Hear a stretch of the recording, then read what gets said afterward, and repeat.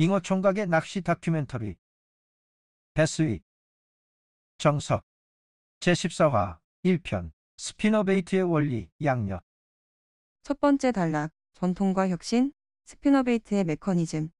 블레이드는 부력이 아니라 양력을 만든다. 대부분의 루어들이 그러하겠지만 스피너베이트는 특히나 유체역학의 원리가 직결된 루어라고 할 수 있습니다. 유체역학이란 기체와 액체 같은 유체 안에서 발생하는 운동을 다루는 물리학의 한 분야인데, 우리가 다루는 루어는 물이라는 액체 속에 담겨진 어떤 물체의 운동 에너지를 조절하는 것이기 때문에 유체역학의 적용이 필수라고 할 수 있습니다.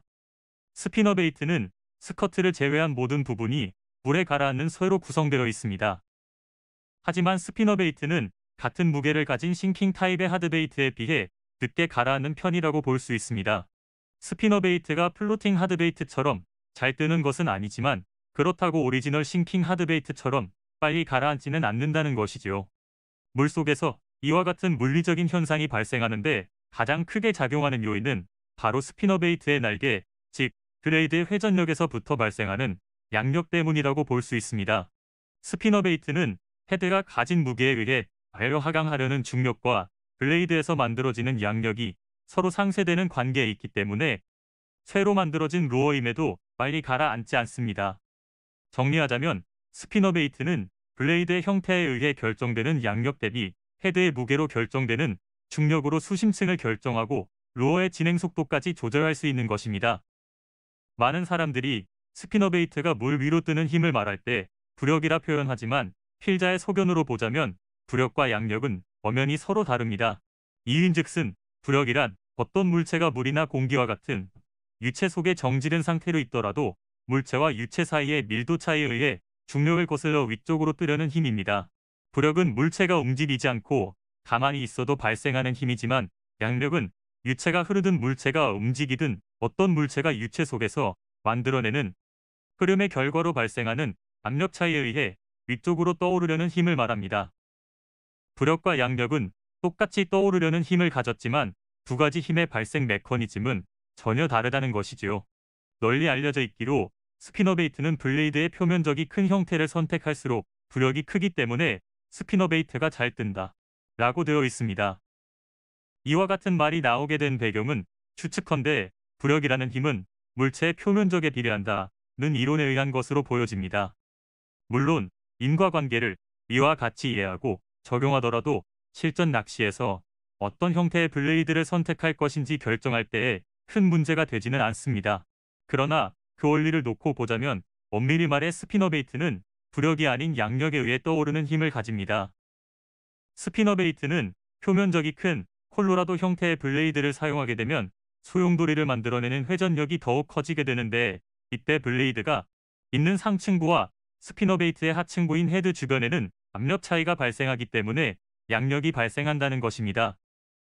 도대체 이게 무슨 소린가 하시는 분들도 있으실 텐데, 지금 당장은 이해가 안 되는 부분이 있더라도 아래에 소개해 놓은 몇 가지 사례들을 재미삼아 읽어보시면서 스피너베이트의 원리를 이해해 보시길 바랍니다. 끝까지 참고 읽으시면 이야기 후반부의 스피너베이트의 원리인 양력이 우리가 사용하는 생활용품에 적용된 신기한 이야기들을 이해하실 수 있을 것입니다. 유체역학에서 중요한 개념인 베르누이의 정리에 따르면 유체 속에서 유속이 증가하면 유체의 압력이 감소하고 반대로 유속이 감소하면 압력은 증가된다고 밝히고 있습니다.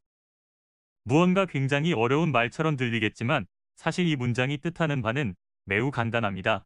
위의 사진처럼 휴지를 자신의 눈 앞에 가져다 놓은 뒤 휴지의 오른쪽 방향에다가 입을 사용하여 바람을 훅 하고 불어보면 휴지는 바람이 관통한 오른쪽 방향으로 휩쓸려 따라오게 됩니다. 바람을 불기 전 휴지의 양쪽 단면은 같은 압력을 보이기 때문에 이동도 없는 상태였지만 입에서 발생한 바람에 의해 오른쪽 면의 유속이 증가하자 압력이 낮아졌고, 이때 바람의 영향이 없는 휴지의 왼쪽 면은 상대적으로 압력이 높기 때문에 주변의 유체가 왼쪽에서 오른쪽으로 빨려 들어와 휴지를 한쪽 방향으로 밀어붙이게 된 것입니다. 이쯤에서 낚시 이야기를 해보자면 스피너베이트의 블레이드 회전력은 물속에서 작은 회오리를 만들어냅니다. 물속이든 물 밖이든 유체는 회오리 형태를 보일 때 주변의 흐름이 빨라지고 상대적으로 중심부의 압력은 낮아집니다. 일종의 거대한 회오리라고 볼 수 있는 태풍을 일컬어 또 다른 말로 열대성 저기압이라 부르는 것을 생각한다면 그 원리를 대충 알 수 있지요. 태풍은 상대적으로 고기압을 보이는 주변의 유체를 중심부의 저기압으로 빨아들이는 형상입니다. 만약 스피너베이트의 상층부에 장착된 블레이드가 면적이 넓어서 좀 더 큰 회오리를 만들 수 있다면 스피너베이트의 상층부는 유속이 더욱 빠르고 압력은 낮아지게 됩니다. 이때 하층부에 해당하는 헤드와 스커트 주변의 유체는 상층부와 반대로 유속의 흐름은 늦고 압력은 높은 상태가 유지됩니다. 물이든 공기든 유체는 압력이 높은 곳에서 낮은 곳으로 향해 흘러갑니다. 이때 헤드 주위에 있던 물은 상층부로 빨려 올라가려는 힘이 생기게 되는데 바로 이것이 스피너베이트에 발생하는 양력의 실체입니다. 이와 같이 유체 속의 압력 차이를 이용한 양력이 적용된 사례가 바로 비행기라고 볼 수 있지요. 아래 사진은 몇백 톤에 달하는 무거운 비행기가 공기라는 유체 속에서 어떻게 떠오를 수 있는지에 관해 원리를 설명해 놓은 것인데 이것은 스피너베이트 같이 쇠로 만들어진 루어가 물이라는 유체 속에서 어떻게 쉽게 가라앉지 않고 유용할 수 있는지 이해하는 데 도움이 됩니다. 비행기가 공기 중에 떠오르기 위해서는 엔진의 힘을 이용하여 활주로에서 질주하며 속도를 높여야만 하는데 이처럼 어떤 물체가 유체 속에서 앞으로 향해 나아가는 힘을 추력이라 합니다. 루어 낚시에서는 루어를 캐스팅하고 감아들이는 행위가 일종의 추력에 해당합니다. 비행기는 활주로에서 추력을 최대한 끌어올려 비행기의 몸체를 떠받치고 있는 양쪽의 날개에 양력을 발생시켜야지만이 공중으로 떠오를 수 있습니다. 비행기의 날개는 위의 사진에서 볼 수 있듯이 진행 방향에 대해서 앞으로 약간 들려있는 형상입니다. 이렇게 유체의 흐름을 받아들이는 각을 바등각이라 하는데 이 바등각에 의해 날개의 주변에 발생하는 공기의 흐름은 윗면과 아랫면이 서로 달라지게 됩니다. 근본적으로 비행기가 떠오를 수 있는 양력은 바등각이 설정된 날개가 유체의 속도를 변화시킴으로써 발생하는 작용, 반작용의 원리 때문에 발생하게 되는데 항공학에서는 이것을 뉴턴 운동체의 2법칙과 뉴턴 운동체의 3법칙이 적용된 사례라고 밝히고 있습니다. 그러나 일반인이 항공기의 원리를 대략적으로 이해할 때는 뉴턴의 운동법칙보다는 앞서 소개했던 베르누이의 정리를 듣고 이해하는 편이 좀 더 수월합니다. 베르누이의 정리를 이용해 비행기의 양력을 설명해보면 엔진의 힘으로 추력이 커진 비행기는 날개의 위쪽과 아래쪽에 큰 압력차를 발생시킵니다. 추력에 의해 발생하는 공기의 흐름은 살짝 들려 볼록하게 솟아있는 날개 위쪽을 통과할 때 공기 압력이 낮아져 유속이 빨라지고 반대로 날개 밑쪽을 지나갈 때는 공기 압력이 높아져 유속이 느려지게 됩니다. 앞서 살펴보았듯이 공기라는 유체는 공기 압력이 높은 곳에서 낮은 곳으로 흐르게 되므로 결국 양쪽 비행기의 날개 주변에는 공기의 흐름이 날개 아래쪽에서 위쪽으로 밀어 올리는 현상, 다시 말해 중력에 거슬러 위로 떠오르려는 힘, 양력이 발생하게 되는 것입니다. 하늘을 나는 작은 참새에서부터 수백 톤에 달하는 항공기에 이르기까지 어떤 물체가 공기라는 유체 속에서 떠있기 위한 힘은 결국 공기의 압력차에서부터 비롯되는 셈입니다. 사진 참조. 비행기의 날개 앞에서 변화를 맞이한 공기의 흐름은 윗면과 아랫면을 지나면서 속도와 압력이 달라진다. 깨알 같은 점들은 공기의 입자를 나타내는데 날개 위쪽의 공기들은 입자들의 간격이 넓어 압력이 낮고 아랫면은 간격이 좁아 압력이 높다는 것을 보여주고 있다. 그리고 세로로 뻗어있는 검은색 입자는 공기의 속도를 나타내는 것으로 날개에 부딪히기 직전 검은색 입자들은 동일선상에 있지만 날개 주변에 이르면 속도가 달라져 결국 날개의 위쪽면의 공기가 속도가 빨라 먼저 통과한다는 것을 알 수 있다. 이와 같은 양력의 원리는 물을 잘 뜨도록 만드는 플로팅 하드베이트의 몸체 디자인과 무게중심 등에 응용되기도 한다. 이 세상 어떤 물체든 그것이 빠른 속도로 유체 사이를 이동하게 되면 반드시 압력의 차이가 발생하게 됩니다.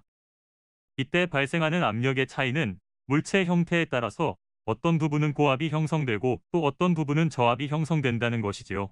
스피너베이트가 비행기의 날개처럼 매끄럽게 생기지는 않았지만 결론적으로 상층부의 블레이드와 하층부의 헤드 사이에 압력의 차이가 발생한다는 점은 동일하다는 것입니다. 정리하자면 폴링 직후 핸들을 돌림으로써 발생하는 회전 운동은 로드와 라인을 거쳐 루어를 직선 운동으로 바꾸어 스피너베이트에 추력을 가하게 되고 이때 스피너베이트의 맨 상층부에 해당하는 블레이드는 물의 저항을 받아 매우 빠른 속도로 회전하게 됩니다. 그 결과 스피너베이트의 상층부 블레이드 주변에는 비행기 날개의 위쪽 면처럼 유체가 고속 저압의 상태를 보이지만 하층부 헤드 주변에는 비행기 날개의 아랫면처럼 저속 고압을 보이기 때문에 양력이 발생하는 것이죠. 나무로 만들어진 플로팅 하드베이트가 물에 뜨는 힘의 근원은 부력이라 할 수 있습니다. 이것은 나무와 물의 밀도 차이를 이용하여 이루는 원리이기 때문에 정지시켜 놓더라도 가만히 떠올라 있지요. 비교하자면 플로팅 하드베이트는 열기구의 원리처럼 물질의 밀도 차이를 이용한 루어라고 볼 수 있습니다. 그러나 스피너베이트처럼 물체 주변에 흐르는 유체의 속도와 압력 차이를 이용한 루어는 양력을 적용한 비행기에 가깝다고 할 수 있을 것입니다. 여담입니다만 혹등고래는 길이가 98m에 무게가 40톤이 나갈 정도로 거대하지만 매우 빠르고 민첩한 몸놀림을 가지고 있습니다. 과학자들은 혹등고래의 비밀에 관해서 연구하기 시작했고 결국 혹등고래의 뛰어난 유역 능력 비밀이 머리와 지느러미에 있는 요철에서 발생한다는 사실을 알게 되었지요. 혹부를 연상시키는 이 요철은 혹등고래가 유영할 때 저항을 받게 되므로 수많은 소용돌이를 발생시킵니다. 이때 머리 위쪽과 지느러미 앞쪽에서 발생하는 수많은 소용돌이는 물의 압력 차이를 만들어내기 때문에 혹등고래 몸 전체에 떠오르는 힘, 양력을 배가시킨다는 것이죠. 혹등고래의 비밀이 밝혀지기 전까지 인간의 사고방식대로라면 어떤 면이 매끄러울수록 저항을 줄일 수 있다고 보았지만 근래에 들어와서는 이와 같은 비밀이 알려지면서 소용돌이의 힘, 양력을 적용하는 사례가 많아졌다고 할 것입니다.